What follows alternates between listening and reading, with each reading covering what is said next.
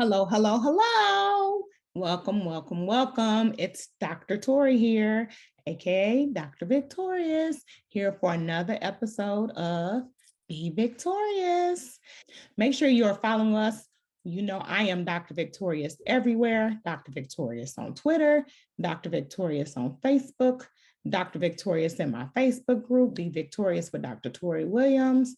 I'm on LinkedIn as Be Victorious with Dr. Tori Williams. Instagram is Dr. Victorious. I can be found. That is VicTorius. Be Victorious with me today. Now, let me share with you this guest that we have for this episode is extremely special to me. There have been a lot of things going on during Mental Health Awareness Month, and this young lady participated in our first ACEs Youth mental health movement, and I loved it so much. The impact that we got from the students really made me believe that what we're doing and serving the purpose that we're serving is so needed. And I'll be honest, with this incident that happened in Texas, we've been receiving a lot of calls and everything is okay, but I'm very concerned, not only as a parent, but as an educator, because that could have been any of us. So my heart goes out to the families that were impacted by this traumatic episode, because that's exactly what it is.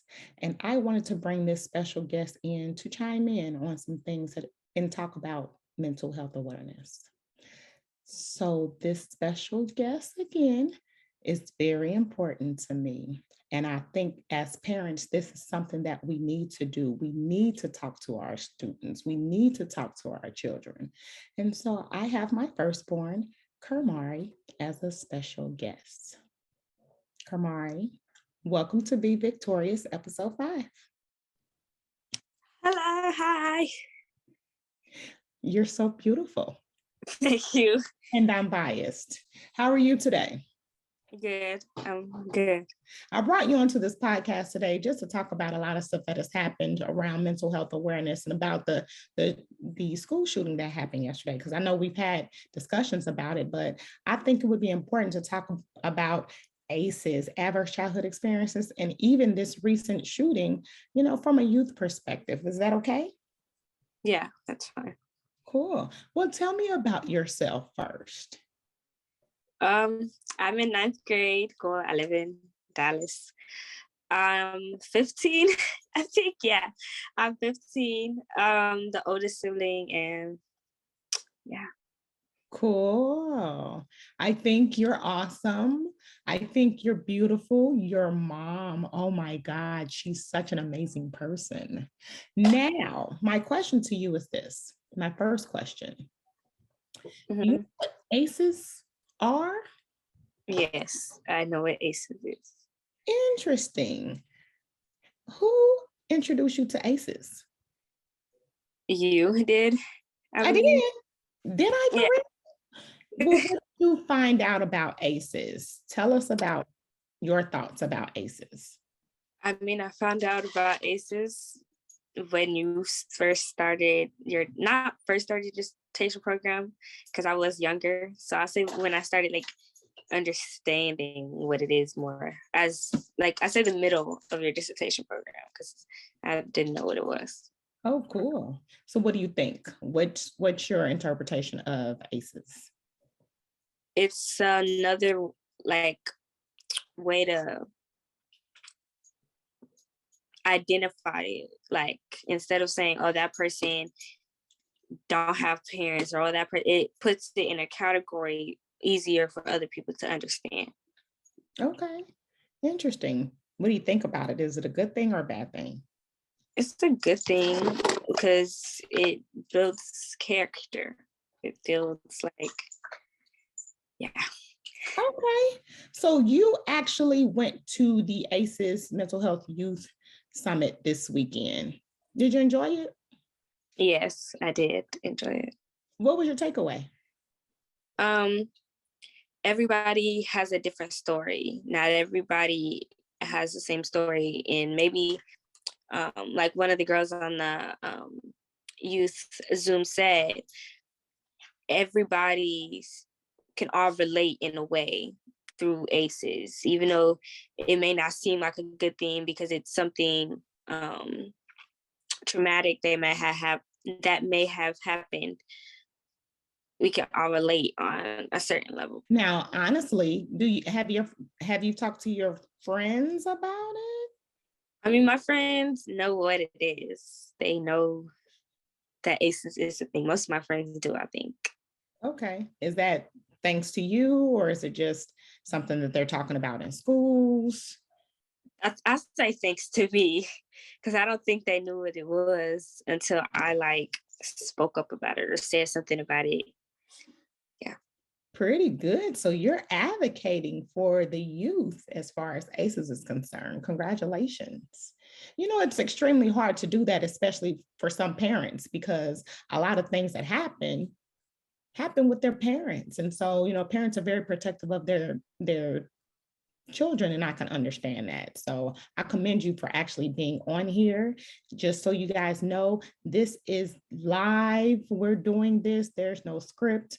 We're off the cusp, but as parents, we need to have these conversations with our children so they can know exactly what's going on. Quick question. Yes. Have you taken the ACEs test? Yes, I just took it. Yes, I You did. just took it. What's your ACEs score? A 1 or Interesting. a 2. Yeah, it's a 1.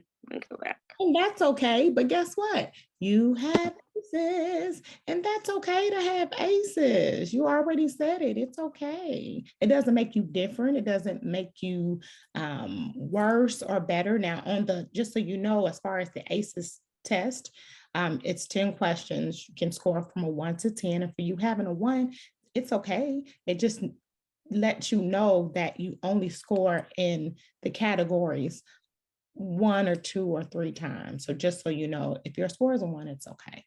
It just knows that you have aces. And just so you know, I know we talked about it on the youth summit. 1 out of every 6 students, they have aces. This is a worldwide pandemic. It's something number 1 in mental health, especially for our youth. So to have a 1, it's okay. Just know that that's your number. A lot of students your age don't really do the ACEs test because it's kind of old. But there are some things that could be added to the ACEs test. Do you know about the ACEs categories? I believe so, yeah. Okay. You're 1. What category does that 1 fall into, if you don't mind me asking? The divorced parents section. So you have an ACEs score of 1. Now that you know that you have an ACEs score of 1, what are you going to do about your ACEs score? How can you help yourself? I mean, I mean, I feel like it depends on which category if you could do something or not. Because like with that category, it's not much I could do. With different categories, yeah, they can like help the situation or like there's not nothing I can really do with it. You saying is your parents divorced? Oh well, but Like, if you don't mind, did that make you feel some type of way? I mean, at first, now it's like it's been so long, it's normal. At first, yeah, 'cause I was so used to, yeah. Okay.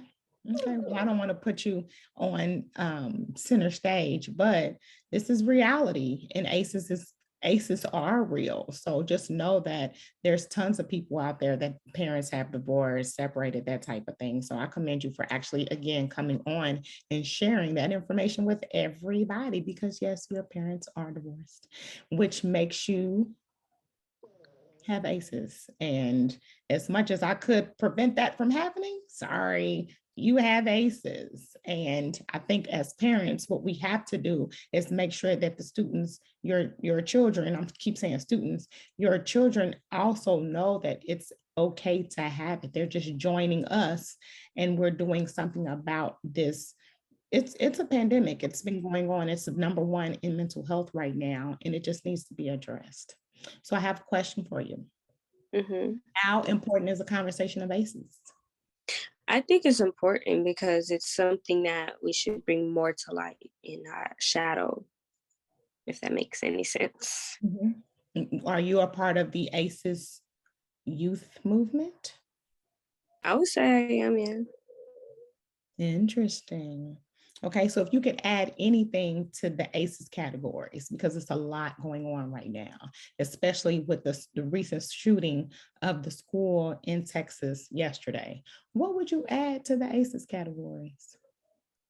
Um, I would say students like not doing well in school, and then also like trauma from mass shootings or trauma from like something like plane crashes or car accidents that could be on there. Because it's a lot of stuff that really needs to be added. It hasn't been updated since 1998. So I agree with you, especially the terrorism. We're having a discussion on the way to school, and you had made a statement about the mass shootings. There has been a mass shooting every day. There's been since January 1st, 2022, there hasn't been one day without a mass shooting in America. There's been 144 days already this year, and there's been 212 mass shootings in America. So that's like two at least every day, if not two every other day. How does that make you feel?